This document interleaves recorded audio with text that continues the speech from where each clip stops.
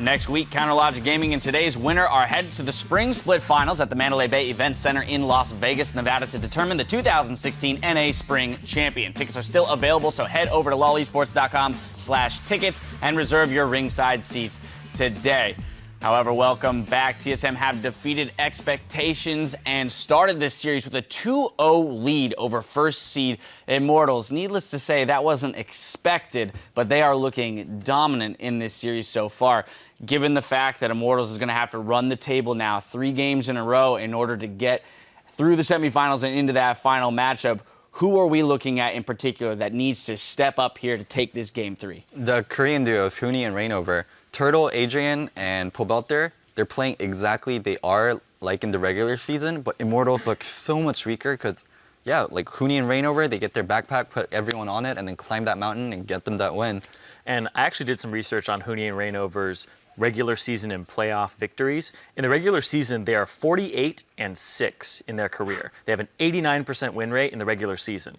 In playoffs, they are now 12-8. They have a 60% win rate, so they drop almost 30% in terms of their win rate when they come into playoffs, and that has to actually beg some questions about how they perform in playoffs and under this much pressure. You know, Zale had an interesting point on the Cash Desk. He was saying that at a certain point, you know, they're outthinking themselves. Yeah. And Zyrene, when we were watching the game and through the break, you were talking a bit about, you know, you can't ignore the meta as well. At a certain point, if you're going to ignore the meta, then execution needs to match it. And it seems to be evident so far today that Huni and Rainover's execution isn't there for them to break the meta. Yeah, and I'm not saying that these guys, you know, they crumble under pressure because they've made semifinals of Worlds, right? They actually have a lot of experience on the international stage. But right now, the execution is, you have to just go back to what was working before. We saw Adrian, he plays these defensive supports, which allows you to kind of sack bottom lane for your jungler and not have to go there. Right. So I expect more attention when you have Huni and Rainover on that top lane. I expect it early and often, but that's not what was happening here, and Svenskerin's beating Rainover to the punch. Yeah, we've seen no Janna, we've seen no Soraka, we haven't seen the Rek'Sai. Soraka's been banned out. It was rightfully. Oh, that's true. That's true. Very, very good point. And Rek'Sai was banned out last game, not in the first game. But yeah, it definitely, you know, I have to wonder if in game 3, when everything's on the line, you just return to what you know. We'll see if that's what Immortals chooses to do. TSM are just 1 win away from the finals. And as we head to the caches, let's hear from Doublelift on Immortals' strengths and weaknesses. So they do have good timing with all of their fights, but I don't think they calculate those fights very well. They usually put themselves in really dangerous positions and just outplay people individually or because everyone on their team rotates first. I think their weakness is definitely they're really overconfident. They're super complacent. They just make a bunch of mistakes and there's a lot of openings to punish them. But because they don't get punished by worse teams, they just continue to make those mistakes. And honestly, you can't really help but agree a little bit after watching TSM play these games so far. They had a good week to prepare for specifically Immortals. They knew if they won their quarterfinal, they'd be against this team, and all the prep has seemed to pay off. Doublelift keeps saying, we know these weaknesses. We know there are holes in the game plan, and they're exploiting them. Yeah, I mean, also though, in Immortals' defense, you know, it's not just that they were doing this against weaker teams. They played TSM a couple times in the regular season as well, and it didn't go so hot for TSM. So, but at the same time, TSM said that themselves that they sucked like 2 weeks ago when they lost to Energy. So they have gotten a lot better ever since the regular season ended. And they've changed some of their mindset. But Graves goes first pick, and that's got to be top lane for Huni. All right, so a different set of picks right here coming through. Graves was not banned anywhere in the series or picked except for, it was picked by Svenskeren over in game 1, but this time around, instead of going for the early Corki, they go for the early Graves, hoping that will do much more for Immortals. And even though the bans match game 1's exactly, even in order, it's a new first pick here for Immortals, hoping that changes things up.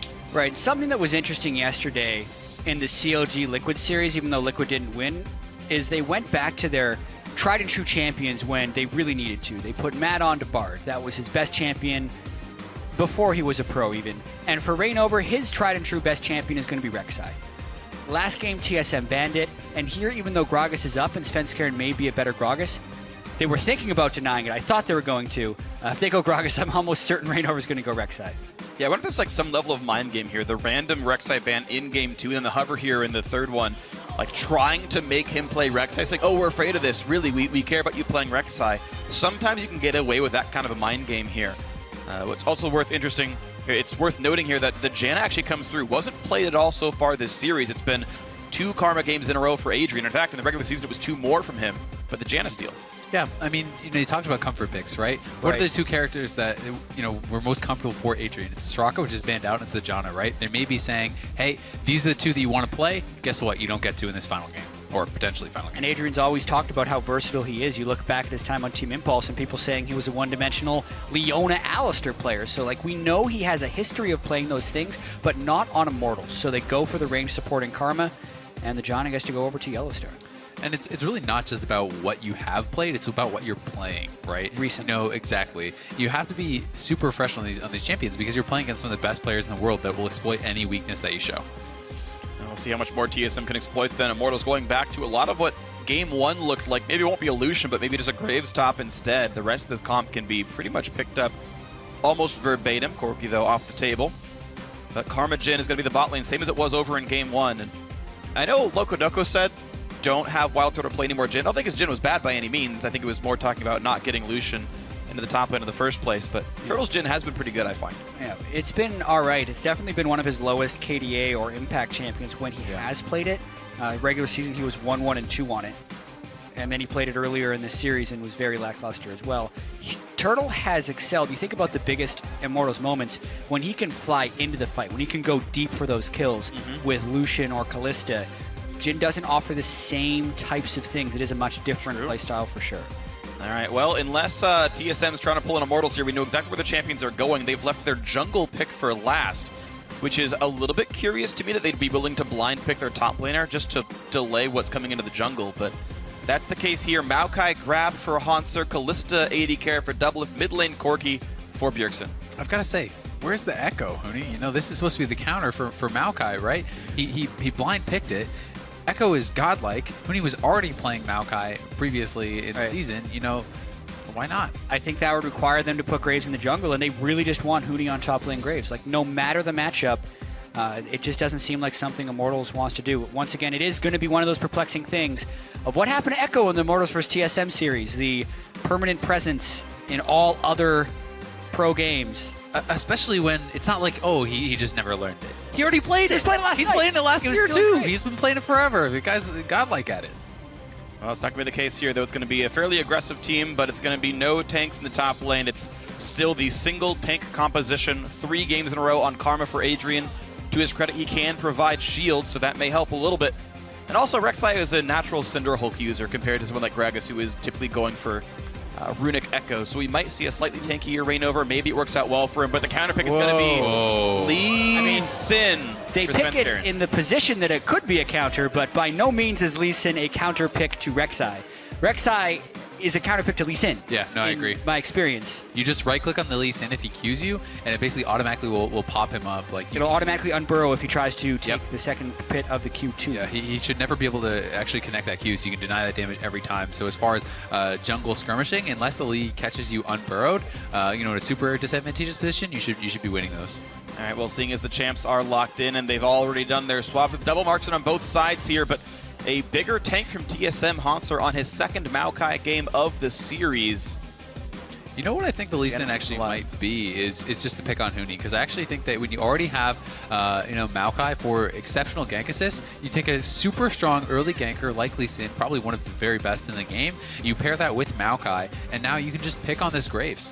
Yeah, and what this series has really come down to so far is you had the top performers on TSM being Bjergsen and Doublelift during the regular season. They haven't done poorly. But then you have what was supposed to be the top performers for Immortals with their top lane and jungle, and they've been beaten by Hansur and Sven in those 2v2s. So I think that's going to be the focus once again in this game is those 2v2s top. And that's why they waited for a while on the Lee Sin to see what the top lane was really going to be. Can we pick on it? Yes, we can. It's Graves. We'll see if that plan works out for TSM. You guys at home, we might be in the final game here. Tweet at Esports, hashtag IMT win or hashtag TSM win. Will it be the 7th straight finals appearance for TSM, or will Immortals upset and crack the plot armor here in Game 3? TSM up 2-0. Can they close it out?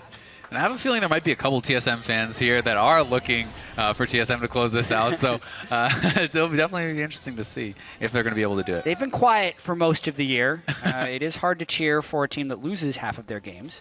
That has been what's happening for the regular season. What? That's an objectively true statement. I'm literally not trash talking. Not even smack Calm talk. down. Yeah, he's TSM Jack, guys. Yeah, come Let's on. be We real. already know he's pulling for the team. We know how this works. What? All right. Warding and stuff.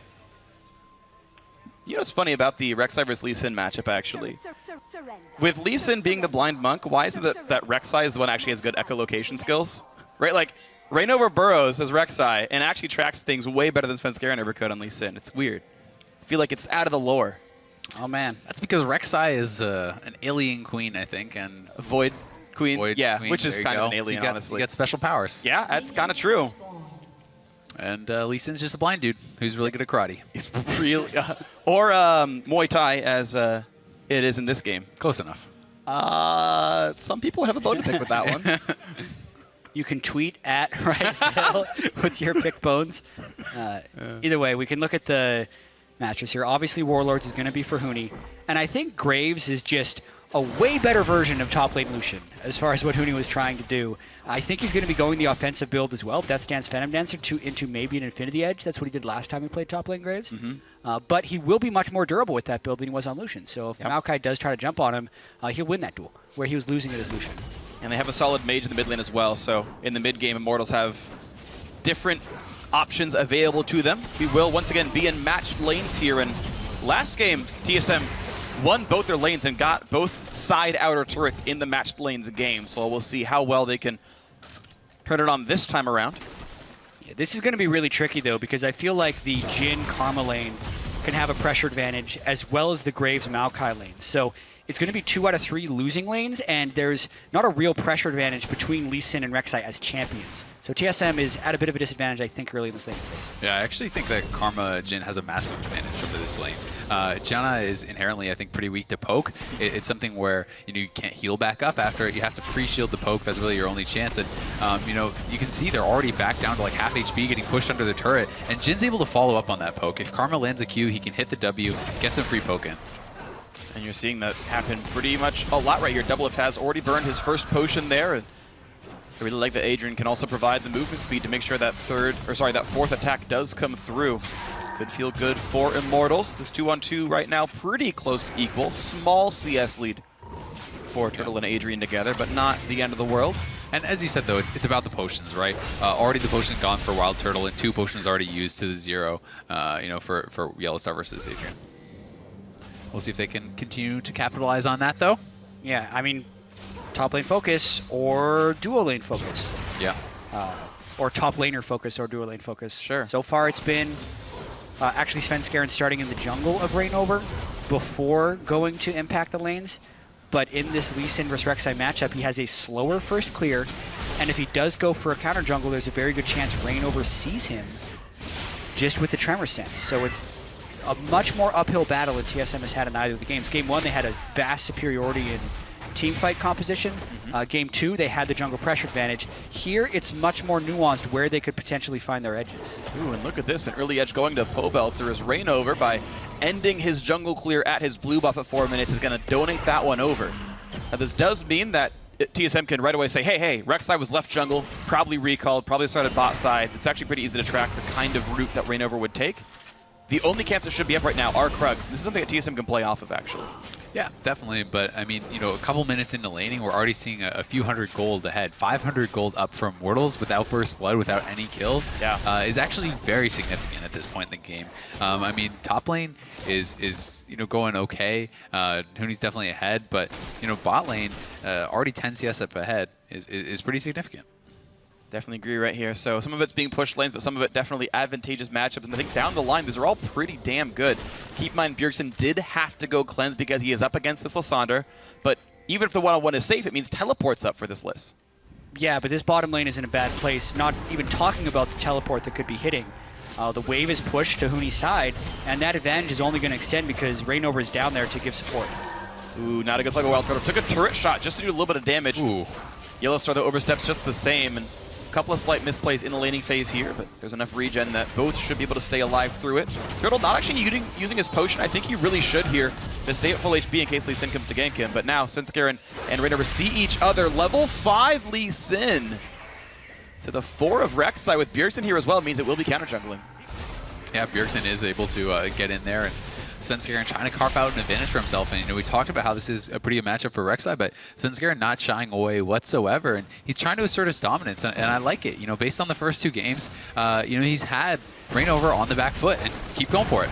He's going to go for this one right here on the bot side, actually. Just a quiet little trade there. Hanser healing up with the passive, and Huni losing some health. Yeah, and I think Svenskeren's really going to have to play out of his mind this game for TSM to win, because the lanes themselves are not going very well for TSM, and this puts Immortals in that incredibly familiar situation of being ahead of their opponent.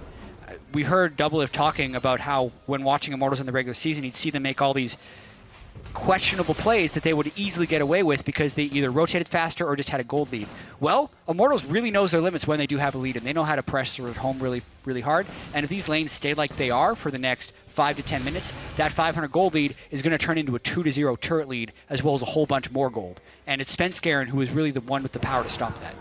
We'll see if Lee Sin can do that then, as he is recalled one more time for the Tracker's Knife and a double longsword. But look at that. 5 people could be top lane real quick here. Povalter flash W into the ulti, into the simple first blood. Root lands on a double. If he has nowhere to go, exhausted, killed off by Wild Turtle.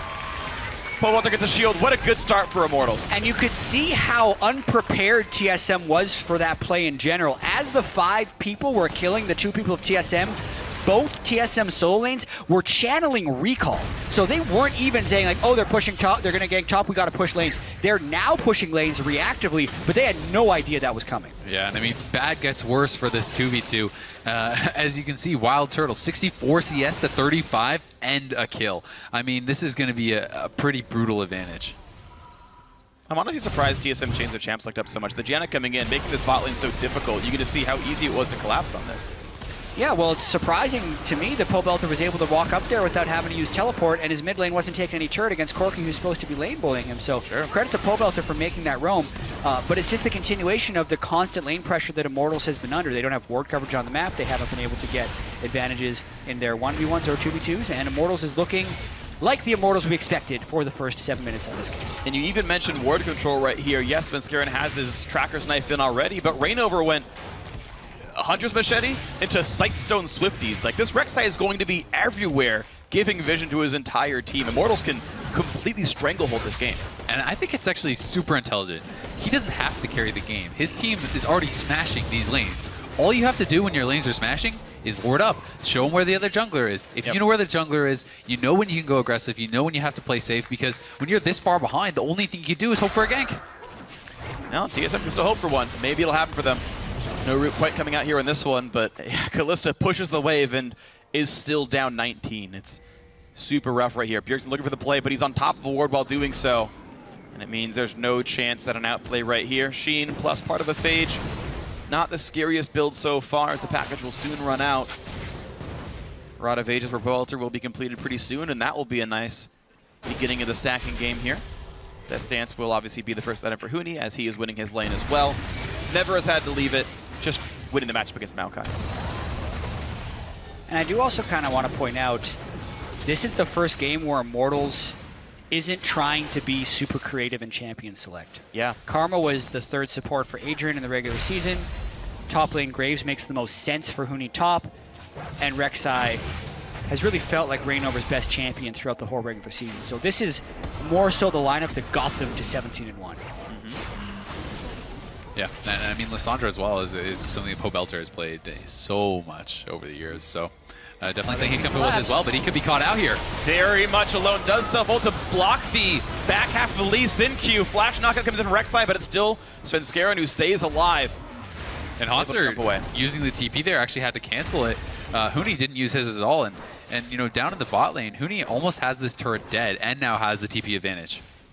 Really good things for this 1v1 on the bot side here. Huni feeling a lot better on this Graves. He was up against Maokai as Lucian in game 1, but now a different matchup and better play so far from him.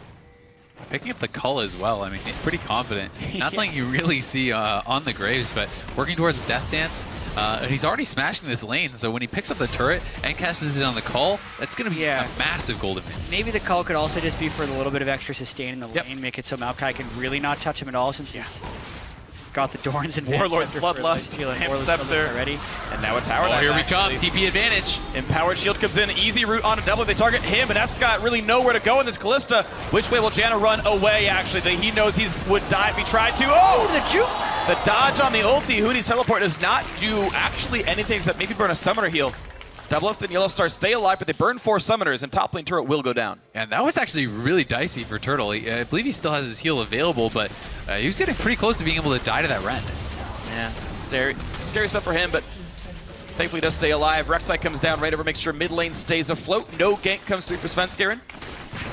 Haunter's Maokai did have some free time on the bot side, though, so that turret actually taken first. Actually, all of its life. Yeah, that's very surprising that he was able to get that, because he had almost no head start on that turret, but some big waves crash in, and the opportunity cost of that Huni teleport actually is definitely not worth it. Yeah. He was crushing Haunter, and it gives Haunter some time to stack up some armor now. I really have to give Haunter some props here, actually. I mean, yes, Huni did TP away there, but he stayed very even on CS. He actually gets the turret first in what I think is a very bad matchup for Maokai early on. And, this is something where everyone's pretty much expecting Huni to just smash him, right? Right. And so Huni gets a good matchup, and Haunter is actually playing very even.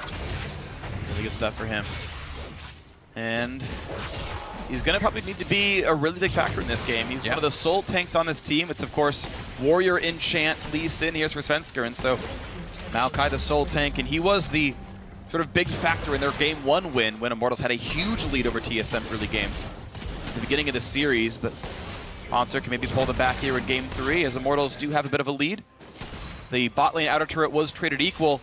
And now it's a mismatch over there as Haunter is alone against 3. They put the teleport ward down in case they need Pobelter. And here he comes. Svenskeren over the wings, and Reignover has to get away. He will drop aggro and stay alive. Haunter barely took any damage from that dive, and it's a 2v4 re-engage. And nothing happened to him at all. Just stays afloat, doesn't care at all. And that is going to be some flashbacks to Game 1. Yeah. They have some PTSD over this Maokai. They're just like, oh, God. Oh, God, we can't kill him. He had completed the Sunfire Cape, right? And it was a BS Sword Jhin. Obviously, no armor penetration this early in the game.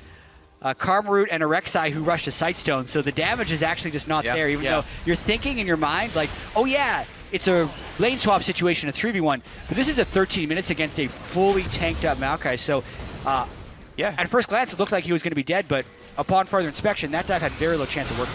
I think it's like, in that 3v1, they thought they didn't need Pobelter's TP. Right. Then oh crap, we realized we need to actually have this damage, and it was too late. So they actually waste the TP and don't kill him. So pretty critical play there. It's windows like this that TSM is going to need to try to get back in. Exactly. It's back-to-back failed teleports by Immortals. First one got Haunter back into the game, and TSM's first turret kill of the game. Second one just gave up lane pressure. Pobelter, who was 1-0-1, is now falling rapidly behind Bjergsen. This is definitely more mistakes than a 17-1 regular season team should be making in the playoffs when their play is supposed to be cleaner. They've had 3 weeks to practice and prepare for this semifinal matchup. Obviously 1 week since they knew it was going to be TSM.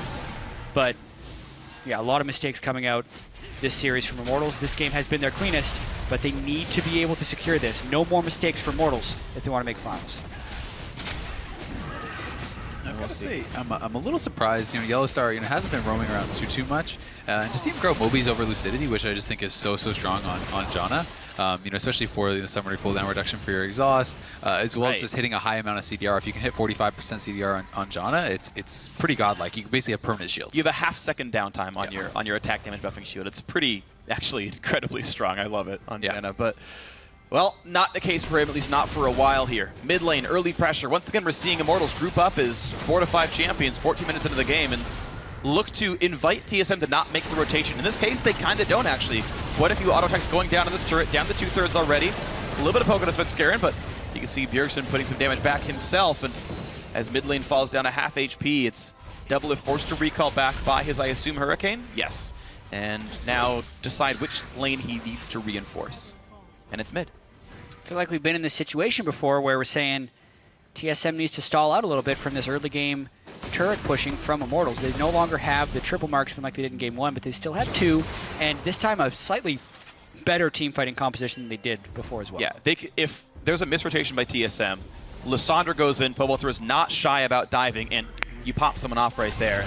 The early attack damage from the marksman will mean turret damage is there if TSM misrotates, but this time around it's TSM in the mid lane first, knocking mid lane out down to half themselves. Yeah, I mean, people talk a lot about the Sivir Lysandra, you know, that kind of hard engage comp, and Karma's kind of your mini Sivir in this case, and you do have the follow-up engage from the curtain call from Jhin, so it's kind of an adaptation on that. And I do think even if it goes late, you always have the potential of getting those picks, and their team fight's definitely pretty solid because, you know, people like Doublelift are going to always have to be very scared until they can get their QSS about the single target lockdown from Lysandra, and that's exactly what you want. You want the point-and-click CC against a character like Kalista. Totally agree, and it's going to be something that SoloMid will have to respect here. Right now, though, they're able to take a solo or a duo play at this bot lane Dragon, and looks like there's going to be no contest here. So Dragon #1 of this game will go cleanly to TSM. That's really impressive, actually. Svenskeren gets the red buff steal from Reignover and then doesn't get punished for it in the slightest. Normally, when Reignover would get counter jungler, you take an objective, he's straight into your jungle and taking your stuff. That might have been intentional. Cycle for the Trinity Force proc on a better auto attack. He's just giving them a false sense of Or security. he could just rocket the minion to get them. Yeah, I mean, he actually missed the caster. He should have R'd the caster, but sometimes you actually want to miss skill shots with Trinity Force users to, like, last it properly. For any novice Corkies out there, actually, you use rank 1 Gatling gun for only about half the time. You want to turn around between last hits, because you only want to barely damage caster minions. You'll actually break your last hits if you leave the whole Gatling gun on them. So occasionally you'll see like really good Corkies will turn around and just like not deal damage. Yep. And that's intentional. Yeah, it's kind of similar as Rumble with Flame Splitter. Right, exactly the same thing for him. Yep. But you know, you gotta say, Immortals, with the lead that they started with, it has not compounded. It has not gotten any bigger. You know, they were absolutely smashing the lanes in the early game, and this gold lead has become kind of stagnant. And as you get further into the game, you know, that 2K gold lead, it starts to mean less and less and less and less. And they had that 2K gold lead at like what, like 7 minutes or something like that. For early. And so, you know, in the next 10 minutes of game, it hasn't increased. That could be a concern if Immortals are running out of steam. Their train could come to a stop, and they'd have to battle for 3rd place instead of 1st place this weekend. Quick jump over the wall, but Walter's going to be totally fine. No hard CC to really activate by TSM.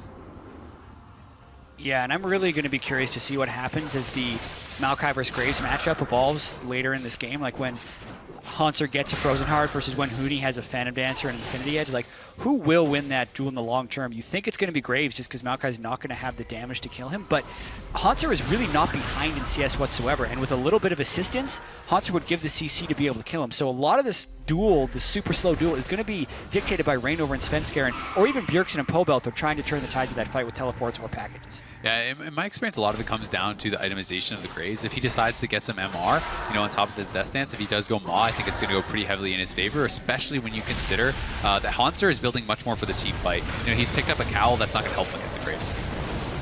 Meanwhile, topside fight. Ooh, good flash away. Reignover would have gotten kicked back to the team by Svenskeren. Now the cleanse pop by Bjergsen to stay alive, but there's still a clock coming in into the root, but the nasty help to stay alive. He gets out of the root himself. TP in from the Maokai. There's the root. There's the first kill in a Reignover, and it's going to be back on for another kill. Pobelts are going down, and oh, you're kidding me! He's alive! He's alive! The curtain call is in, and can he get any meaningful damage? Not really. Wild Turtle misses most of the shots, does nothing good, and TSM finds a 2 for 0. Now the re-engage. Huni overextends into 4 people and just dies for it for no reason. Wastes his flash on top of it. TSM coming up huge, catching kill after kill after kill, and you can smell the desperation on Huni re-engaging on Bjergsen there. Everyone's still around. He wastes his flash, gives up his life, and TSM are looking good. One of the biggest knocks about Huni throughout his career is when he dies once or has something go wrong. He's got to get it back right away, and he pushes really hard to try and make that play. A lot of the time it works and leads to a lot of victories, but this time it backfired, and TSM is right back in this game. They are, but the turrets are at least traded, so Immortals keeps the gold in their favor, if only slightly. Yeah. They turn back into the mid lane, but now Svenskeren says, you know, Reignover, I'm not afraid of you in the slightest. And Rek'Sai does quickly leave the jungle. Reignover is going full tank this time around. Randuin's Omen going to be his second major purchase here after the Cinderhulk enchant. Yeah, this whole play was started by Svenskeren getting aggressive, and Reignover is actually able to flash so he doesn't get kicked backwards, which makes Immortals want to turn the fight. But Pobelt ults the guy with Cleanse right away instead of Svenskeren on the backside, so Bjergsen's able to escape, and that buys time for Maokai to teleport in. Maokai's teleport presence is much higher than that of Graves. Watch Huni walk around the back of this fight. He does pretty much nothing tries to ult over the wall to get Svenskeren, but the ult from Yellowstar is just clutch enough to save it. And you compare teleport usage there between Hauntzer and Huni, and that is really what turned that fight 2-0. Now 3-0 because Huni decides to extend it after they lost. Yeah, and Pobelter caught out again here, could be going down. Self-ults to heal himself a little bit, but he's still got nowhere to go. Quick knock-up, and the kill goes through Svenskeren. Oh! 1-0-1. Great ulti in by Double to keep Yellowstar safe and running away. Just got to stand in front of him. Well, it's still going to be some damage on the Svenskeren. It's W up. That doesn't matter. The final shot came through. He stayed alive on this Lee Sin and outwalks TSM with another kill. And I mean, the TP and Graves, you know, to your point, John, you know, it can be threatening. It's at least more threatening than the TP and Lucian, right? But the thing is, Maokai, you can TP in very, very deep and really disrupt things. You have to really mess up your TP a lot more on a Maokai for it to go bad than you do on the Graves. You see the kind of damage up what was available here. Pobelter in that last team fight just got a couple of spells off and had to run away. Bjergsen, even though he was the ulti target, just got so much out. Yeah. I mean, that's the power of the cleanse. You know, Pobelter got a little bit greedy for TSM's mid laner. Probably could have just taken the kill on Svenskeren and walked out of there. That would have been much, much better. Absolutely agree with that one. So bad target selection by Pobelter, good capitalization by TSM. And now with the gold almost exactly equal, we need to see how well these teams can play the mid game. Objectives equalized here. It's now on the gameplay. Yeah, the mid-game decision making, the teamwork, something that TSM had been very weak at throughout a lot of the regular season, but they have picked together in the playoffs. Immortals, obviously at 17-1, have had fantastic teamwork. Everything clicked from day one. That's something Immortals said. A lot of these teams that get players coming from all over need a lot of time to kind of find their groove. Like Alliance, when they're the European LCS super team that one year, started 0-4, ended up actually winning the split. But Immortals here, it seemed like everything would work from day one. Yeah. This is really the largest amount of adversity they've ever had to face, and they have to overcome it in about 10 minutes in between games in order to solve the problem. I mean, most adversity they've had to face by far. You know, one bright spot, though, for Immortals, Turtle is very far ahead still. He's still 45 CS. He has his 2 completed items, so this is a very strong Jhin. You know, Immortals certainly are far from out of this game. They certainly are able to still win fights, but they just have to come together and play as a team. They need to play to their strengths, and they need to stay calm. I think calm is something that they can definitely stay here. This is a winnable game on both sides as long as they play it right. Recall from Yellowstar, so poke on towards Bjergsen. Rainover looking to make his first major play in a while. Looks for the root. They do hit someone on Svenskeren. No knock to be found just yet. Now goes in, but there's just not really any follow-up. Yellowstar back on the Rift. It's a little tricky to engage onto a team with Janna. That's something Immortals hasn't really had to deal with this year because they've always been the ones that have the Janna. And I think calm is the right word for it, but they also have to make sure that they don't play scared. Something that has made Immortals the team that they are with the 17-1 regular season is how relentless they are and how aggressive they are and how they never give you time to catch up to the play. But now would be the first time they could ever be playing scared. Who has ever gone 17-1 in the regular season and lost the first game of the playoffs? That's never happened to a team in the LCS before.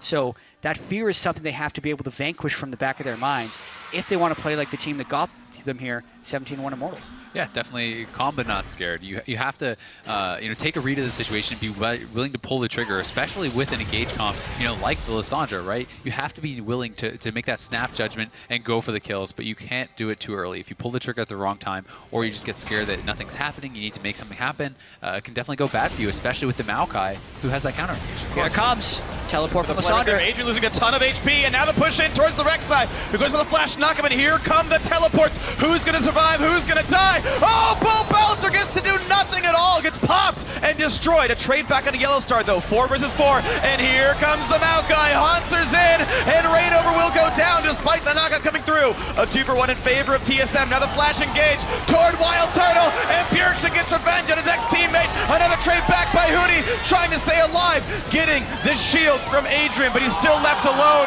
The flash means nothing. A double kill for Bjergsen. And they go for the fight, and it doesn't work. TSM stays close in the game. They're now dead even in gold as they try and push mid after a 4-for-2 fight. And this was with Maokai TPing in almost in the bot lane. He had to walk across the entire bottom side jungle to get to that fight. And Immortals, you know, they overstayed. How did they not know that the Maokai is coming in?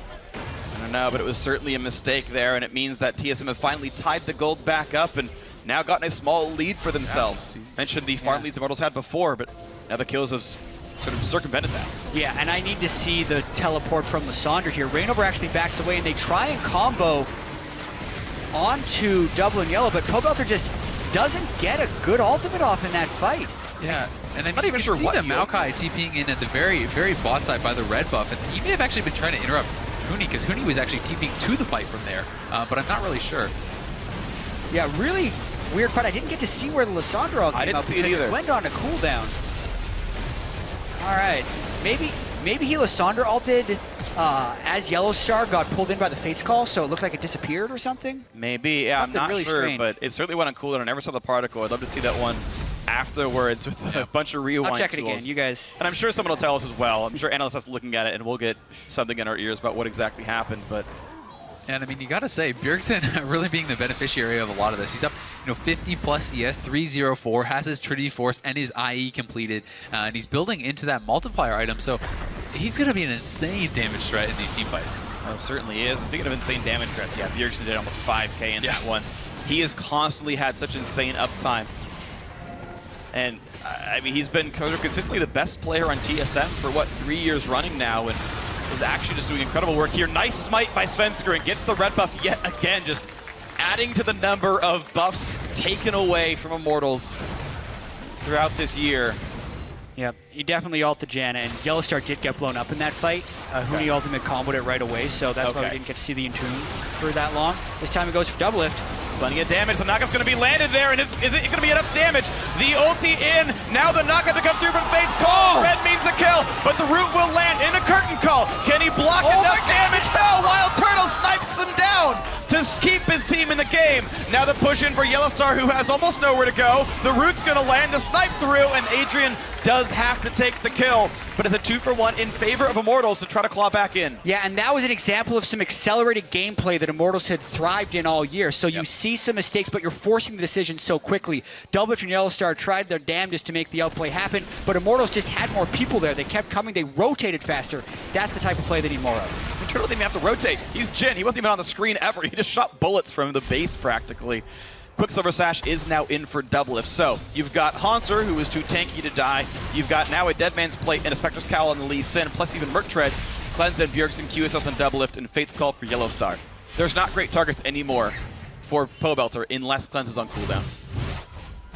And here we do have that replay, and Bjergsen, the mid laner is not there for TSM, so Pobelter is actually going very aggressive here with Rainover. Fate's Call comes out, and they are able to get that kill. But a really nice W root there from Wild Turtle off the screen, and then the Fate's Call coming in, able to pick him off. And what a good prediction. Rainover was very high on health, but those spears were stacking. A couple more autos, he may have actually been able to pop them. So it was a lot closer than it looked, but on the back end of that fight, Yellowstar flashing out was a little bit ambitious. I think he probably should have just held on to the summoner, so a bit of a nitpick there, but still, somebody's got to know when to cut your losses. And I think it was really aggressive of Double Lift to be dashing back towards Lysandra when maybe he could have dashed backwards since Yellowstar still had the Monsoon to peel, but if Immortals didn't get the assistance of the other people, I think TSM actually wins that 2v2. They do.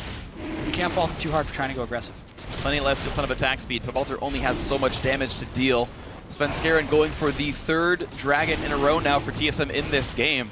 Our Dragons have actually been stacking up pretty consistently for TSM most of this series, and not always just because they have map control. It's just something that they've actually controlled pretty well overall. This Dragon will slowly go down, and now the movement speed buff is on for TSM. The rotations are easier. Yeah, when I was looking through the stats from Immortals in the regular season, the Dragon was actually the one thing they didn't seem to be good at taking, or they just didn't care about it. Like for a team that was so dominant and had giant gold leads in every game and only lost a single one, you'd expect them to also have the highest Dragon control of teams just because they're winning the game a lot of the time, but that wasn't the case.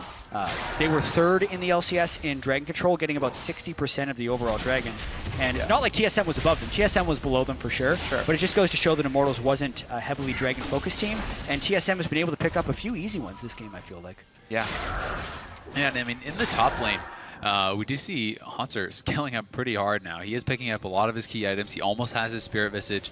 He's got the Frozen Heart, the Sunfire Cape as well. Looking to have those 3 completed tank items is just going to make him so hard to kill. And as you said, it just becomes tougher and tougher for Pobelter. Who does he even go for at this point? With Merc Tread's Cowl on the Lee and just almost a full Spirit Visage on this Maokai. It's pretty rough. Well, you can play the peel game. You still got double marksman that will eventually burn down a Maokai, and this time Rainover is a real tank. Cinder Hulk plus the Randu and Zome and Spectre's Cowl nearly turned into the next item as well. So not too bad frontline-wise for Immortals. They also have plenty of Karma Shields to come through to keep that thing afloat. So a dedicated 5-on-5, not the worst thing, and I don't think it's too bad if Pobelter just sits there and holds the mid line. Yeah, and the split pushing from Immortals is going to be coming a little dangerous here. 312 CS on a Huni, one away from Wild Turtle being highest on his team. Ooh. Nice tunnel by Rainover. And he's gone for the Maw of Malmortius again against Haunter. So that means he's going to be winning that duel straight up against Maokai. And unless TSM forces fights quickly, I feel like Huni's just going to be able to take turret after turret in the split push. Yeah, certainly will be strong in that, but we do have to keep the gank assist in mind, and we do have to keep in mind the team fight impact of tank versus tank, because the Maokai is going to add so much more than the Rek'Sai in these 5v5 fights, as Rek'Sai gets outscaled very heavily, I feel. Yeah. Not quite Maokai status for sure. We'll see how much more Rainover can do then. As Huni has the pickaxe, which could be Infinity Edge, which would be plenty of crit damage, or it could just simply be Last Whisper and do Lord Dominic's or Mortal Reminder to cut through tanks harder. We just got the Spirit Visage completed for Hansard just now. And Huni's going to get the easy blue buff steal on the bot side. Plenty of CDR as well, and the champions keep scaling up. This game within 500 gold, certainly remaining very close, and you can kind of tell both these teams realize how important this game is. This is a 3-0 for TSM, and it's survival for Immortals, and these teams getting a little bit more risk-averse, taking slightly fewer chances than they were earlier in the series. Yeah, and you gotta say, going into these late game scenarios, the team fights can be so explosive. And as the death timers scale up, get longer and longer and longer, one team fight can mean so much more. So the teams definitely do get more and more nervous, I think, as you get to these late game stages. Especially when you're in a series clinching game. It's no longer game 1 or 2. The next win could send a team to the finals and land the other team in the third place match. So add to the fact the death timers are super long, and one team fight that happens in one side of the team's jungle gives you enough time to just end the game straight up, but that actually means it gives you enough time to end the series. Yeah. We'll see if TSM can do just that as they run around the map, dodging away from plants, killing pink wards, and looking to play for Baron control right now. So that top middle of the map seems to be the goal for these guys as they play for the wards as well as they can. Rainover actually missed the brush with the green ward. Shouldn't mean too much for him though, can still track Baron movements. Knock up on his fence Garen means almost nothing as Green looks to move forward.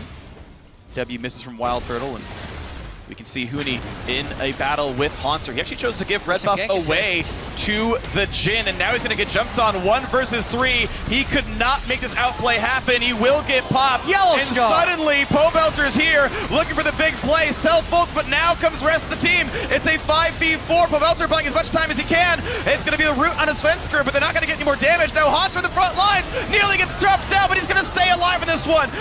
Now it's Bjergsen running away, back into Rainover, a second kill, trade it back on a Yellow Star, another route in for Haunter, but they're going to trade it back in, and now the damage on towards Wild Turtle. It's a bunch of kills, and it's an ace! A triple for Bjergsen! What a brilliantly played team fight by TSM. Svensker dancing around on the back lines. The front line staying protected by Yellow Star, by the Maokai. Haunter doing his limits perfectly, and they're going for Baron. Those are the team fight mechanics TSM was hoping for when they put this roster together. But it all started because Huni was getting aggressive in that split push, and he was going to slowly wear Haunter down. But that's one of the reasons you can pick a Maokai into a Grace. If you get help, you guarantee that your help has time to get there with the CC he has. Because of the position of the fight being so far back in TSM's side of the map, it's not like they could end the game off that, but they could at least take the Baron. And with all the damage dealt to TSM here, Immortals wanted to go in for the 4v5. That ulti is really slick because it stops the first stun in for Pobelter, I think. So essentially what happened is Pobelter was taking his claw in, and he wanted to use a cycle of spells and then his ultimate. And in that quarter second before using his ultimate, Yellow Star blew him backwards, which was kind of killed the Immortals initiation. He still got a lot of damage off in the choke though. This is the big play by Svensker dancing around to stop Wild Turtle's DPS more than just reposition him in the fight. Yeah, I mean, he makes him play so scared. He lands the Q on him, waits till the last second, then goes in as Wild Turtle commits, think he's not going to take it, kicks him in, dances back out, ward hopping around, playing so brilliantly in these team fights that it's not easy to do. They played it to the knife's edge, very, very close, but TSM comes up huge in that fight. And with, more and more items coming in for them, Bloodthirster now done for Wild Turtle on top of the QSS and the Bork. It's gonna be so hard to take out this Callista. And it's kind of that timer in these fights as those spears are stacking, you're getting closer and closer to that Rend. We haven't even talked about Bjergsen, who's the kill leader on TSM, with an incredibly aggressive build right here. Bloodthirster will be his defensive item when he gets it. Doesn't go for a QSS because he has the cleanse. He would be a potential burst target, but he has been so safe in these team fights, and the damage has been out of control. Oh, Huni takes so much poke. Yeah, it's definitely been incredible here watching Bjergsen do a ton of work here in the series. Maokai split pushing in the bot lane. Teleport is up, but he's not wearing a Baron buff, so it's not the fastest push, but no one's defending him. And this could be the breaking point in the series, right? Bjergsen and Doublelift are performing, but they were the top performing members of the team throughout the regular season. Yeah. It's Svenskeren and Hansar that are winning this series for TSM because they are performing so much better than their expected matchup. When you're thinking of the best dynamic duo in the league with Reignover and Huni for multiple splits, and it's been Svenskeren and Hansar beating them potentially 3 games in a row. Impressively so. Looking for the 3-0 is TSM. Now the root's going to land. Svenskeren down at half HP. This could be a decent fight, but of course Baron buff is still on 3 members for another minute. Immortals need to get something Teleport working. in behind from Pobelter. Looking for the play, looking for the hard engage. What can they even find? Hansar pops ulti. Immortals can wait it out and re-engage when that does time out. When will they go in? Do they even have the ability to do so? Dragon 4 spawns, TSM running towards it. Yeah, and Hansar stepping back in front, popping the ulti more than enough to ward Immortals away. They know they don't want to engage through that. They don't have the ability to do it. And, you know, look across the board at the score lines here. TSM, this has been a complete team effort. Everyone is contributing this game. And what better way to look to close out a series than with every single member on your team playing well? Definitely beautiful stuff there. Dragon 4 means there's a 6-minute timer on getting that 5th buff and having an easier way than getting another Baron to try to close this game out here. TSM could keep the streak alive, and who would have thought that a team that ended the regular season in 6th place with a 9-9 record, worse than TSM has ever done in North America. The unexpected upset win over Cloud9, the 3rd seed. Now, coming into an unexpected, huge upset potential win over Immortals. And this is the crazy thing. This is actually the first split in the LCS where there's been dynamic reseeding. So in past years, if they beat the 3 seed, they would play the 2 seed in the semifinals because that's how the bracket was set up. But now, the lowest seed always plays the highest seed if both teams win. So they have to go through the 3 seed and then the 1 seed in order to get to the finals, which makes it all the more impressive. The hardest possible route. And a bit of an impressive stat is the 4,000 goldies all up. Oh, it's another fight. Here we go. Double They're gonna go! They got Doublelift! That's a huge deal! Reignover stays alive. Immortals in a 5 versus 4 team fight, but it's gonna be Reignover getting shields, trying to stay alive, and he does so. Adrian keeps him up. Now the re-engage on a Hansar, who gets over the wall onto Huni, and Graves might be sent to his. No, he stays alive. More shields in, but now Reignover's reign is gonna be over. 2 more kills for TSM. Now the curtain call, hoping to make it just that for TSM. Yellow coming away, but he sniped one off, and the damage is coming through. The W snipe only hitting onto Bjergsen. It's a 2-for-2 kill spread so far. That was a flash Karma E. They want to keep chasing this. Will he be able to? Oh, look at the damage coming back from Bjergsen. Huni has to be careful. Oh, wow. Huni nearly gets chunked out. Bjergsen with a 70% crit chance build does ridiculous damage with R auto attack Trinity Force spikes. 2 of those nearly took down Huni. Has to respect that. Yeah, wow. I want to see the damage dealt to champions in that team fight because Doublelift, well, we'll have time to pull the stat. Yeah. Because Doublelift died right at the start of that one, and he did QSS the Lysandre ultimate, but then he was still in range for all of the damage that Pobelter put down on him. He was just completely split from the rest of his team. So, you know, even though he did have that QSS, he's still going to get taken out. You know, the QSS gets you out of the CC, does not protect you from the follow-up damage. But Bjergsen coming up huge for TSM, I have to say, in that fight. The fact that he's so fed and he has, you know, a 4,000 plus gold lead on his laner allowed him to put out the damage for effectively 2 people and keep them alive in that fight. And that's what I love about sort of the Corki builds is people sort of identify the correct choice. I love the build used to actually be like Triforce, Essence Reaver, like I have max CDR rockets, I'm so cool. But now people are realizing like, yeah, you go into like Rapid Fire Cannon 3rd with Infinity Edge 2nd. It's a 70% crit chance marksman. Like that's legitimately just high damage in general. And you buy the Sork Shoes, that's a fine, you know, it's a fine item as well because you still do plenty of magic damage with your auto attacks. And it means that Bjergsen is scarily effective. 408 minion kills in a 38.5-minute game. Like he's farming, he's getting kills, and he's trying to hard carry. And Huni's also trying really hard to get back in this game. Yeah. He's going to be going for an Infinity Edge next, which is more of what got them here, right? Huni has been able to carry a lot of games, but he has also been one of the worst performers on Immortals throughout this series, and he's putting himself in a position where it's going to be feast or famine. He's either going to have a great fight where he gets the 10 bullets, which is what you get, 10 pellets if you Infinity Edge crit as Graves, insane damage and lifesteal, or he's in the wrong spot and he gets blown up by Bjergsen. And I mean, both the ADs on Immortals are still very, very farmed. If you look at the CS advantages, Wild Turtle 70 up on Double Lift and Huni over 100 CS up on Haunter. So these guys are still very, very powerful. They maybe not be getting all the kills, but they have a huge amount of farm. And we're going to get ourselves back into the game in a second. The unpause order has come through. Both teams are ready. We'll be back into this one. Svenskeren had pausing. He was getting FPS drops, restarted his game client. He's back in, and the teams are ready to go back into this one. Kalista has picked up Mortal Reminder to cut through all the self-healing that Huni, Rainover, and Co. can all do. I think it's a very smart choice. It's an underbot item, and smart of Doublelift to grab it here. Mortal Reminder on both sides, too. Doublelift has got a lot of lifesteal on Kalista, and that's huge with the Janna shield, so. Yep. Yeah, Wild Turtle got his own Mortal Reminder. It's Lord Dominic's for Huni, but at least a proper split there. We can see, the early catch, W into ulti, and the crit coming through from Wild Turtle. The Glacial Path's actually the highest damage normal ability for Lissandra, so the fact that hit Doublelift was very crucial. And then the rest of the fight was super interesting because Huni teleports in on the backside and doesn't get that much done, really.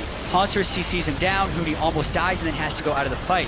So all the while, Haunter is tanking all of the Jhin shots for Bjergsen and allows Bjergsen to get the most damage out as possible. It's really when this Fate's Call comes in and Wild Turtle gets the snipe onto Sven right at the last step, essentially, before he can get out.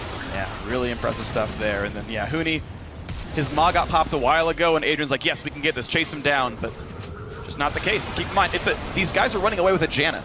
Like, they all get bonus move speed. And that was so close to being another kill there for Bjergsen. Yeah, super, super, super close right there. He had Flash. He could have gone in for the kill, but then he probably would have died to Wild Turtle, who was right behind. Yeah, it's just not worth the risk, especially when you've already lost. Look at that damage in the team fight. 8,500 by Bjergsen. And 7,500 by Wild Turtle. Yeah. Former teammates. It used to be Turtle and Bjergsen would turn it on in playoffs, and then TSM would win. Turtle trying his best to stop TSM's streak. To be fair, this still could be Turtle and Bjergsen turning it on in playoffs and TSM winning. Here's Haunter on the backside. And looking for the play right there. Good knockback, and that's going to be Karma gone. Adrian is dead. Now the 5v4 in TSM's favor. A knockup, and again, on to Rainover. 2 kills for TSM.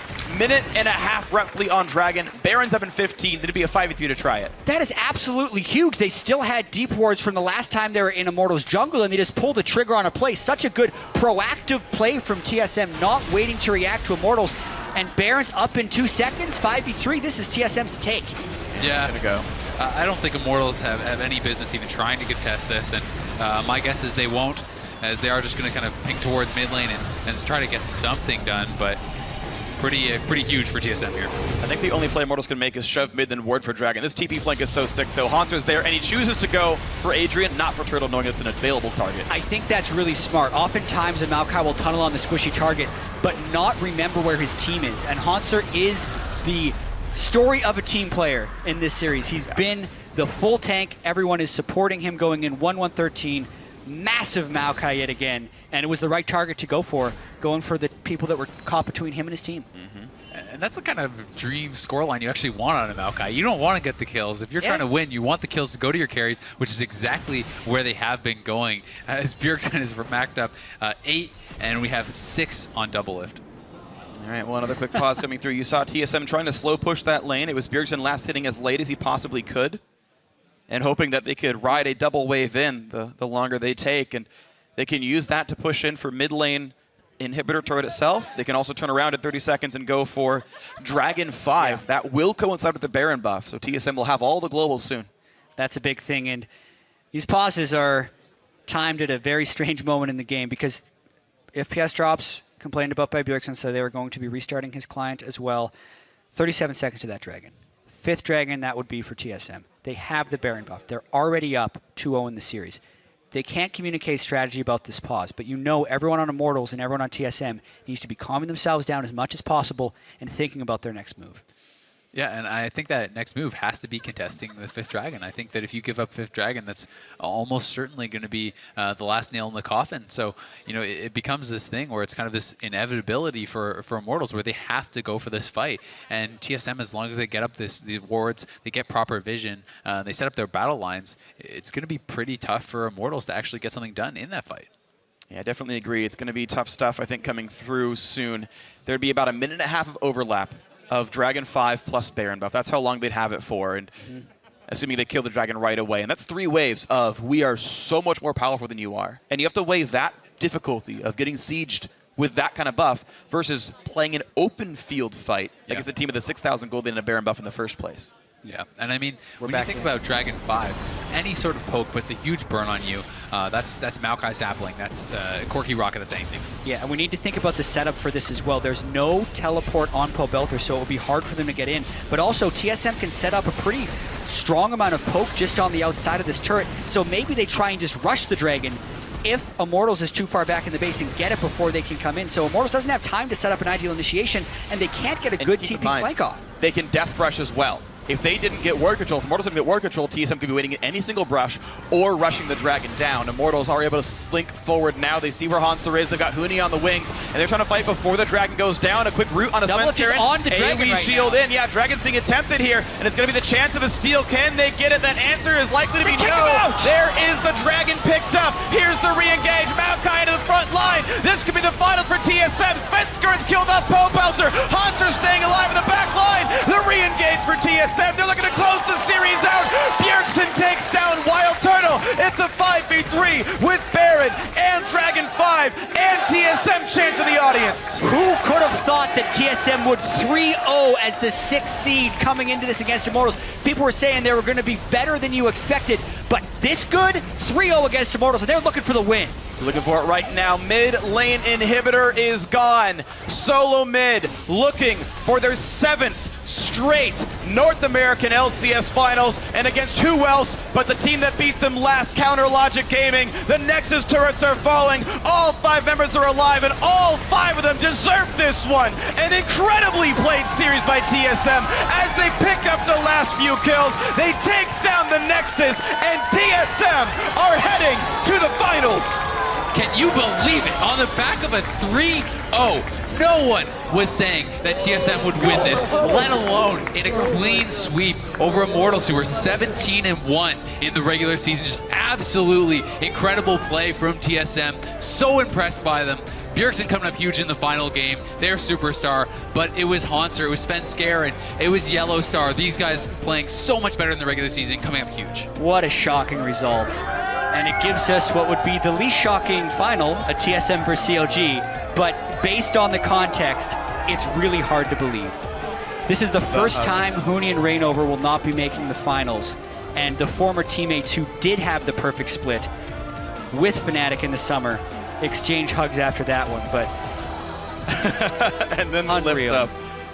Reginald definitely very happy about his team. I got to talk to him before the series, and he said 55% chance we win 3-1, which is like the least confident I've ever heard Reginald about anything.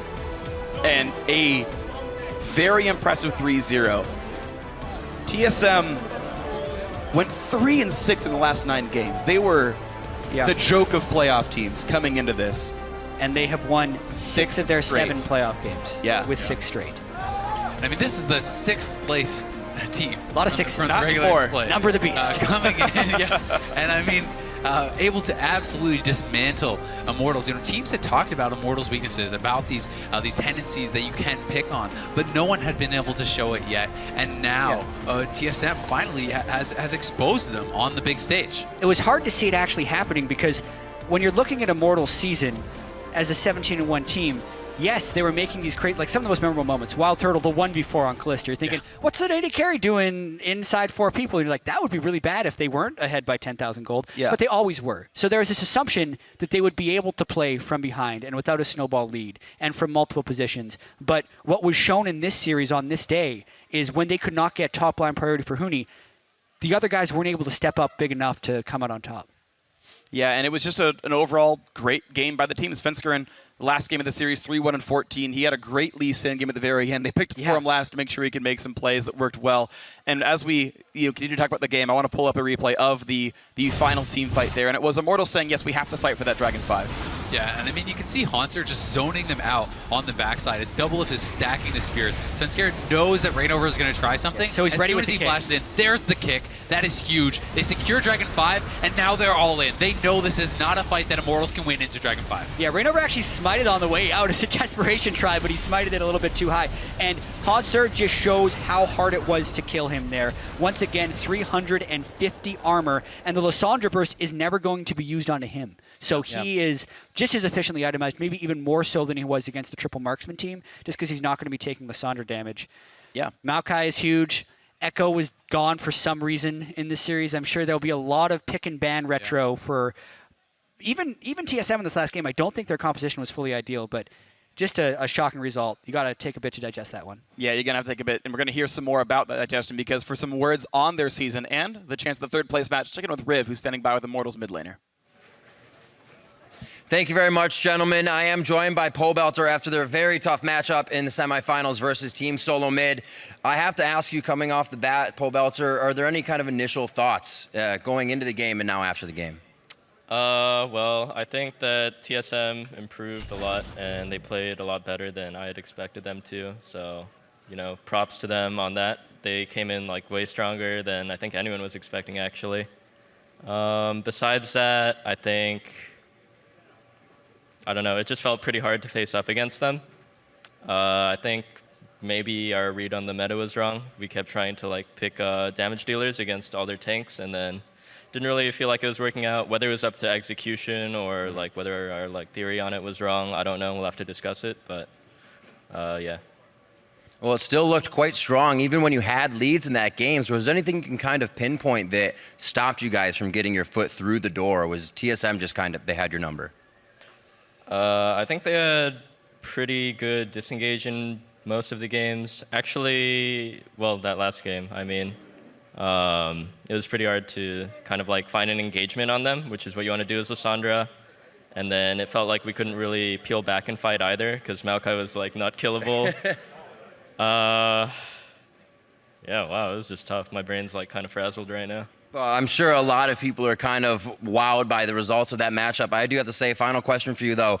You guys had one of the most dominant splits we've seen in a spring split in the NALCS. Are you guys going to return next year and do even better than that, or is this an easy experience to learn from? Yeah, sure, I can hope that we'll do better than what we showed this year. Sure, we had the 17-1 regular season, but it doesn't matter if you fall out in the semifinals. Probably everyone's really crushed right now after having such a dominant regular season, and now we don't even make it to the finals. But yeah, we'll probably have to do some reflection, pinpoint the mistakes we made. All right, Pobelter, thank you very much for the interview. I'm sure the fans are very much pleased to still see you guys head over to Vegas and play for that third, fourth match. Now we are going to toss it over to the analyst desk to break down the rest of the day. Don't feed.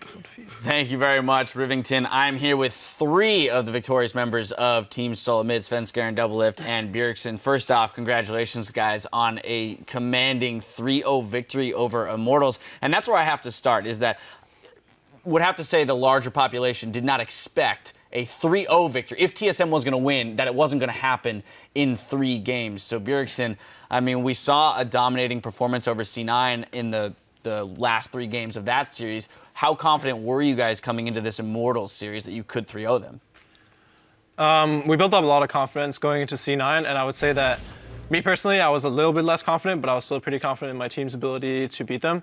And after the first game, when we came back, I think it just really proved to everyone that even though we can play a bad early game, we can make a lot of mistakes, we can win any game. And that just made us play so much better in the other games. 22-20 was your score line there against Immortals, so fabulous play out of you. Doublelift, coming to you. I did ask you, following the C9 series, how exactly TSM came together in the 2 weeks that you had off, but here now you've put down the 17-1 Immortals from the regular season. That's just another tier up. So what was it in particular that you guys worked on going into this series against the first place Immortals?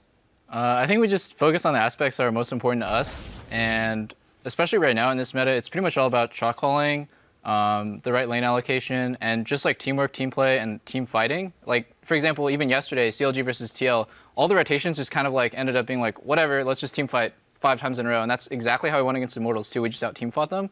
So we really, really tunneled on that. And I think it was definitely like a great like harvest, I guess, of our work. Sven, last time I spoke to Bjergsen, he mentioned that the two of you had been working greatly on your synergy, and that showcased both in the game against C9, but also today. For you in particular, though, as an individual, received some criticism and flack throughout the season as being one of the underperforming members on the team. Here, though, you step up and you put down the MVP of the league in Reignover. I mean, absolutely schooled him in the jungle through all 3 games. So for you as an individual, what was the journey like between the regular season and the playoffs? I just feel like the regular split, we just didn't fit together as much as a team. But since the energy lost, then everyone like really thought about what to do and how to improve as a team, and we just came together. And beating Reignover, I think he's really good, but the meta right now is more favored towards me, kind of, because Tank's top is really good, and stuff like Nidalee and Graves jungle can actually work. So he's really good on Rexa and Gragas, which I'm not as good on. So I think the meta just favors us right now. Well, speaking of meta, right, we saw in game 1 kind of an insane composition come out of Immortals. We saw the triple AD carry, but it's not a triple AD carry comp that we've seen prior. We had the Lucian top. There was no Kindred or Graves to be found on their side of the map. So Bjergsen, when that comes out in game 1 of a best-of-5 series, one, did it throw you for a loop, and how did you guys identify the way to play around that composition? It's definitely difficult because you see these AD carries, you don't know which is going where. I see Huni playing Corki, Lucian top, all these different kinds of champions. But I think it was really just about playing team fights and locking down one of these AD carries in every single team fight, and we can just always blow one of them up. And once we blow one up, they basically become a 2-threat comp, and our Maokai will just out-tank them. So it was really looking for the right engages and identifying what does this strange comp that they build do? It pushes towers really well, and what does our comp do against theirs? Yeah, Haunts are coming up big, playing Maokai and Poppy. Those tanks, as you mentioned, being so important in the top lane. Couldn't help but notice, though, that Echo was absent from the series. Doublelift, I'm going to turn to you on that one. I mean, where does TSM think that Echo falls into the power rankings, given the fact that it seems like the rest of the world is willing to first pick that champion? I think, like, just depending on the team comp, we think Echo's like pretty good, but if you need hard CC, then things like Maokai and Poppy are better because Echo's W is kind of like situational, and he kind of needs setup for it, and he's more of like a dive in the backline sort of champ.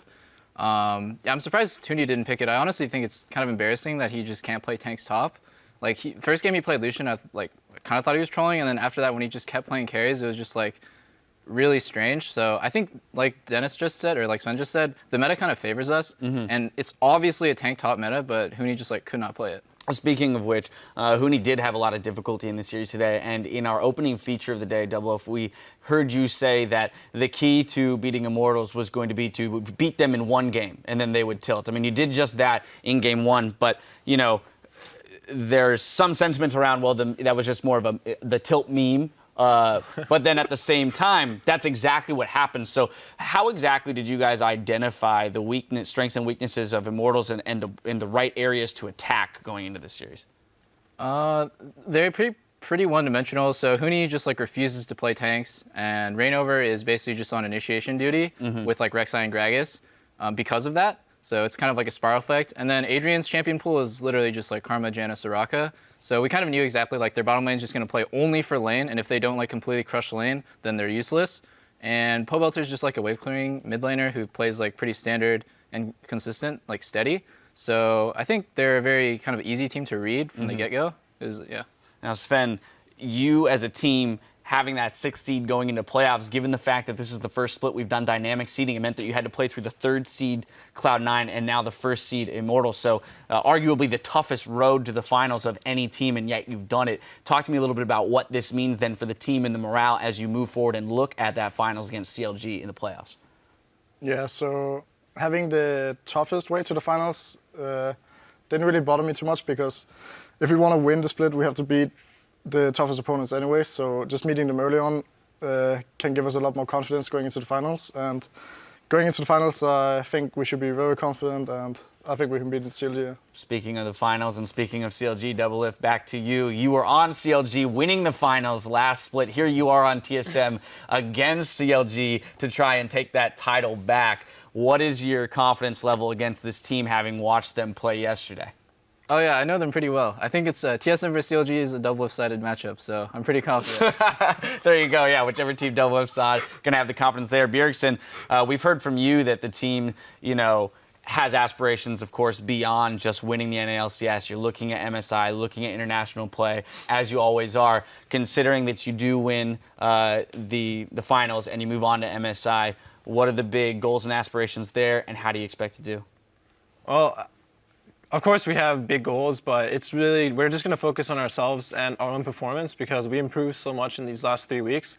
And if we can keep that improvement up all the way up to MSI, I believe we can perform really well.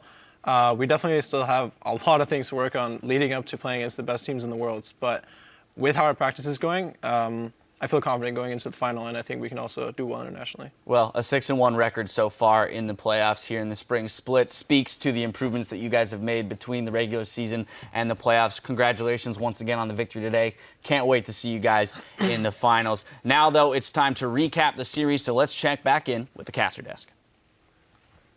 Thank you very much, Dash. Man, this was absolutely incredible. Just this series was so much fun to watch. TSM turning it on so strong. It was really incredible watching them finally come together. The team that they were supposed to be the whole time.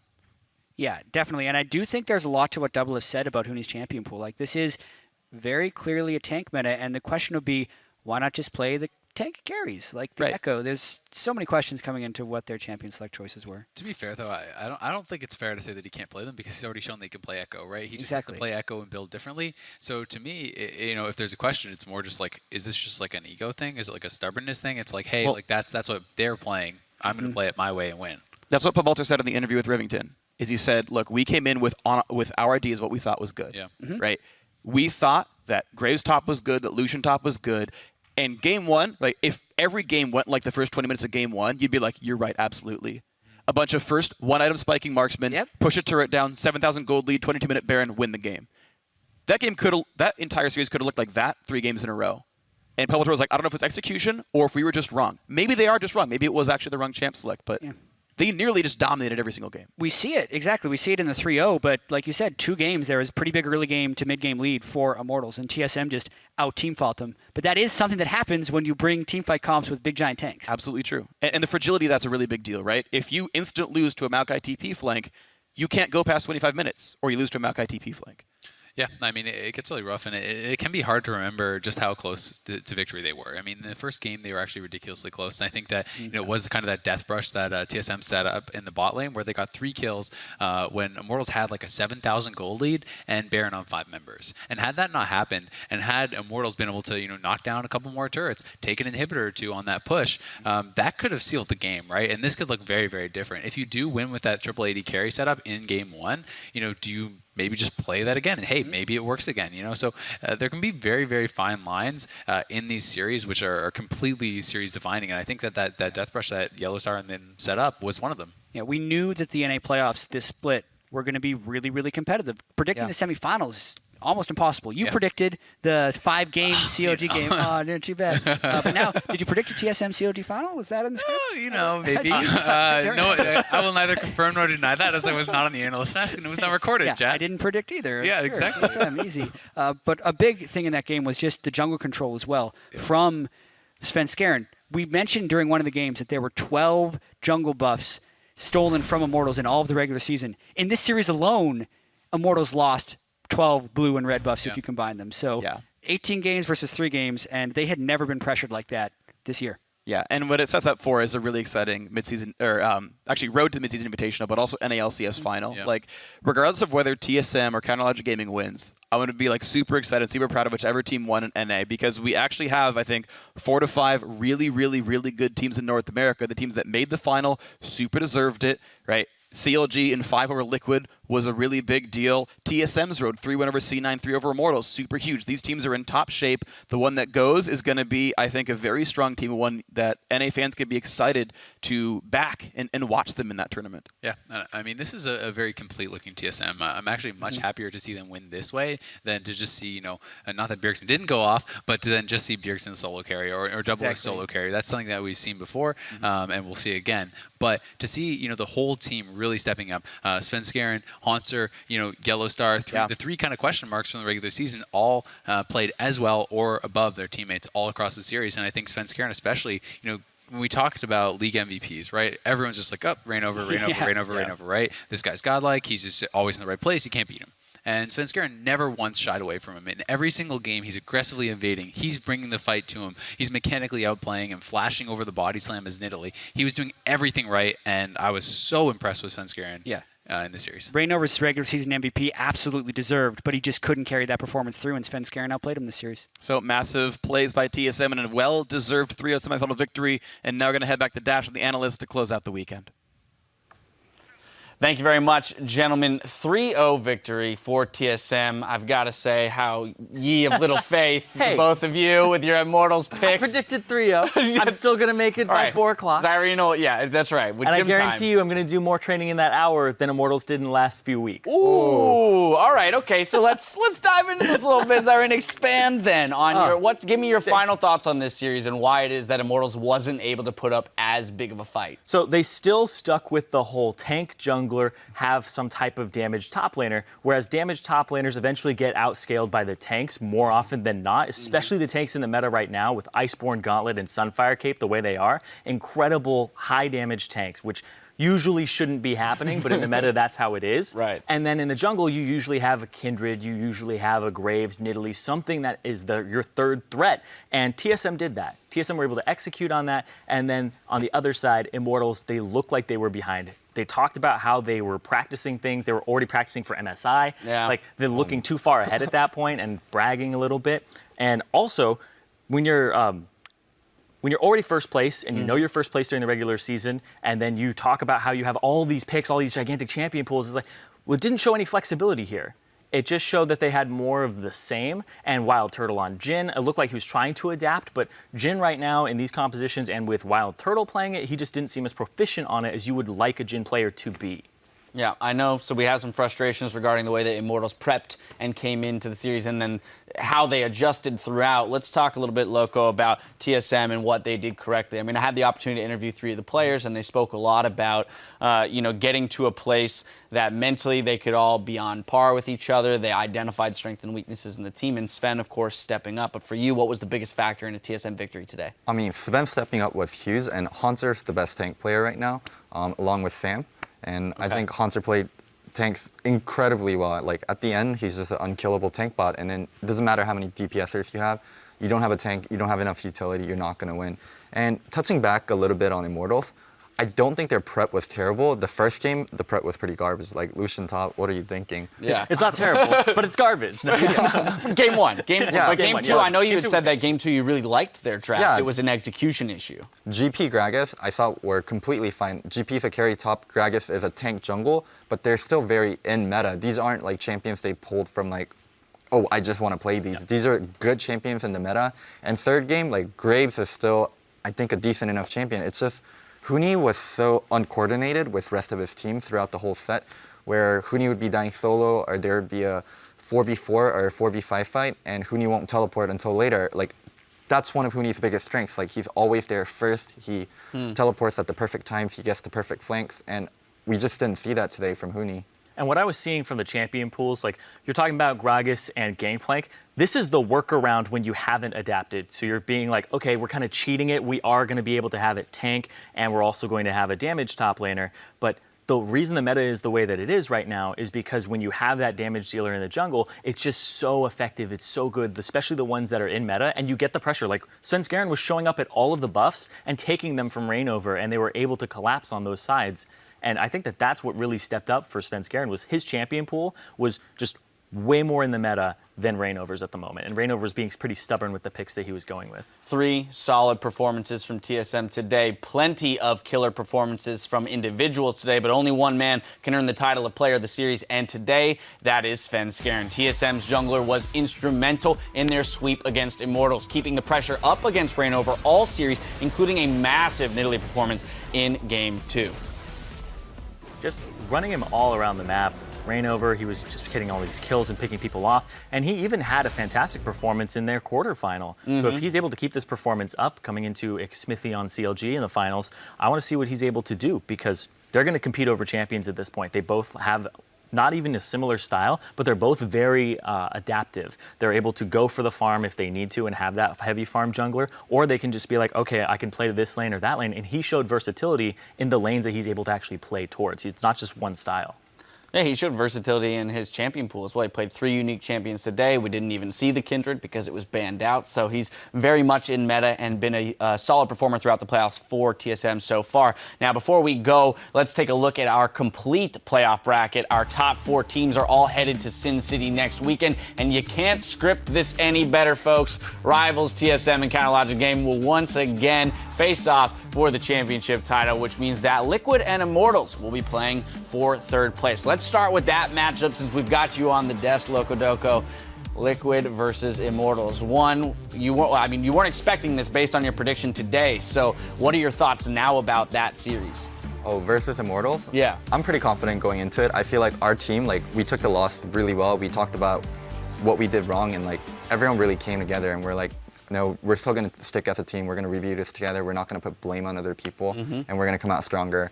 And I'm questioning if Immortals can do the same and seeing how much they can adapt, because they've shown that they didn't take these 3 weeks to adapt. They took these 3 weeks, and we're 17-1. We don't need to adapt. We're going to do what we do best, and it didn't work out. So it's going to depend on what they do in the next week, but I feel pretty confident going into it. Maybe they were a little lax during those few weeks and not preparing to the best of the ability that they had, but I think that they're going to be angry now. I think that because of these losses and the humiliation associated with it, because it's a 3-0 sweep by TSM, 1st seed versus 6th seed, you thought you had it in the bag. You were not expecting this outcome at all. Right. You got crushed. They're going to go back to the drawing board. I think Echo is something that they're going to pick up very quickly, and I think they're going to start rounding their compositions out with that and say, we need to play these things now, and we need to learn to adapt in the future if they want to stand a chance at going to Worlds in the summer. Yeah, it'll be time to buckle down for them, but there should be plenty of confidence coming out of Team Liquid with a very close 3-2 series against CLG, which brings me to our final matchup, CLG versus TSM. Now that we've had an opportunity to see both of these teams play this weekend, thoughts on that matchup and how it might play out? For me, I think someone that's going to be really crucial is Stixxay. I feel like Stixxay didn't have the best series versus us, and out of all 10 players, Stixxay is probably the most questionable one. If he can step it up, I think it's going to be a very, very even series. Jungle matchup pretty even. Mid matchup, I would say, is a bit tilted towards Bjerg. Support, probably way tilted towards Afro. And then top is even or tilted towards Hanser. Okay. Yep. All right. And what about you, Zyrene? Pretty much agreement across the board? I agree. Bjergsen tilted over Huhi, and then Stixxay is the one that you have to watch. And Double said it's a double-sided matchup. He's going up against Afromu. So in the finals, he's playing against his former lane opponent, or lane partner, so you actually might have more information on the guy, but they have it about each other, so we'll end up seeing what happens. I'm really excited for that. Either way, 2 very exciting series left to play out, and as we move forward to Las Vegas and the Spring Championship Finals, we'll be revisiting some of the epic moments from the 2016 season. Now, we've got a few goodies for you today. Our first from Little Vic Comte. My favorite moment was when the game was in the game when GBM stole 2 Barons. Just insane how he could do that once, let alone twice in one game. Here you go. Take it before it wears off. The Q's off. He goes in. That's going to be the laser steal from GBM. Baron gets taken by NRG. Oh, who does he stop? Can he save it? There's people everywhere around him. Are you kidding me? So I talked to GBM about this moment, and he was like, I'm really confident we can steal this Baron. He's like, okay, we're going to go in at 1.5K, and then you're just going to burst. Trust me to steal it. Go, go, go, go. And then they got it. I mean, that's insane that you have that being a non-Smite champion. Granted, Victor has a ton of bursts, but making that your game plan, right? I mean, I think it was week 7 or so when Kobe and I were looking at the Team Liquid Energy game, and we're like, the one way that Energy wins this is if they can get a couple Baron steals. And Moon got it. So it's not a reliable strategy. No. But it's a strategy. If it works, it works, my friend. A W's a W, right? Anyway, our next moment comes from Prat Vikita, whose favorite moment was the Immortals' perfect game versus Team Impulse in the first week. And this was a game that ended up setting a record for fastest in NALCS history. And Immortals were able to just come out of the gate. This was really early on in the split as well.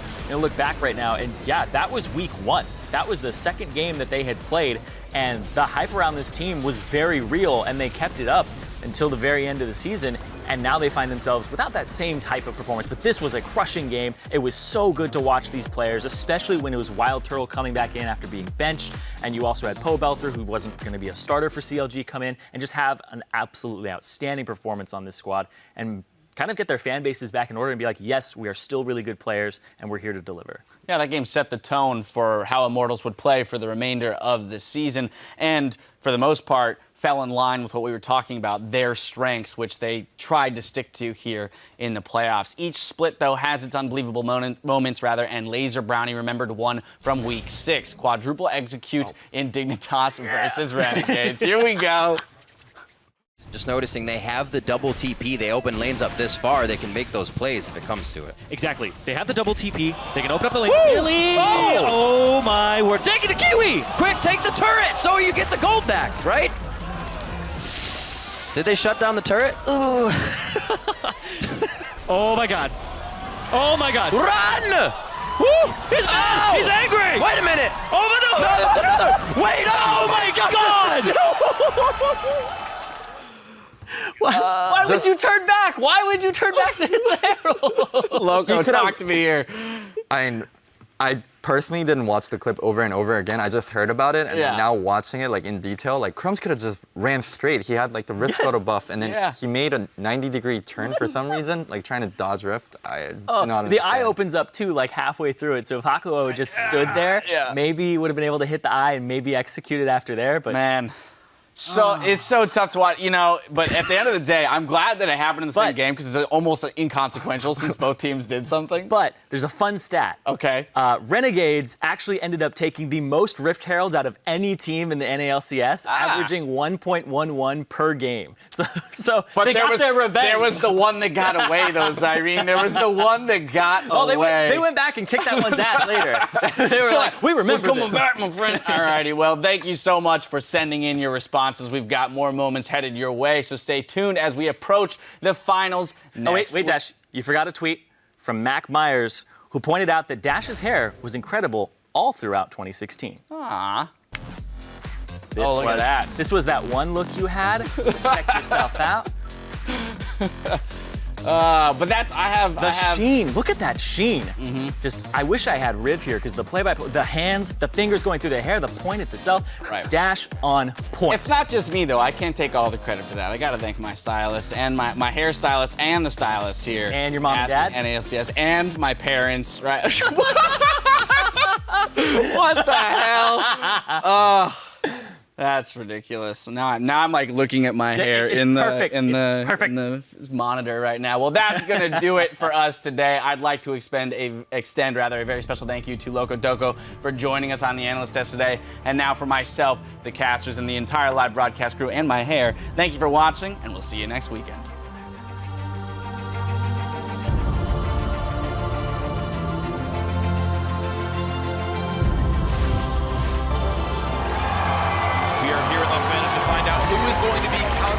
Gaming's opponent in the finals.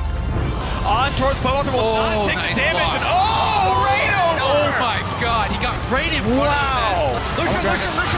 Gragas. We win this. He's hexed. Bjergsen with another kill, and TSM are still running forward. The root in on a Gragas. Make that 3 in a row for TSM. And they come from behind and take game 1. But that's big. Look at the trap on Adrian. He's almost instantly going to go. He body slam. What a play from Svenskeren. But here goes Bjergsen. In for the play. Deathmark is on, and that's going to be getting the kill right there. Pop goes the Deathmark, looking for a second straight finals appearance on a different team. And what is happening? We're one TSM win away from having another TSM COG final. I'm not nervous anymore, guys. We're just gonna win now. Were you? It's actually gonna be pretty funny when we reverse sweep. It's a 5v4. Pavelter playing as much time as he can. It's going to be the root on a Svenskeren, but they're not going to get any more damage. Now Hans from the front lines nearly gets dropped down, but he's going to stay alive in this one. Come on, Rich, again. Kill the front, kill the front. Go, go, go. Yeah, okay, guys. We're low. Okay, we can go. This could be the finals for TSM. Svenskeren's killed off Pavelter. Hans are staying alive in the back line. The re-engage for TSM. They're looking to close the series out. Bjergsen takes down Wild Turtle. An incredibly played series by TSM. They take down the Nexus, and TSM are heading to the finals.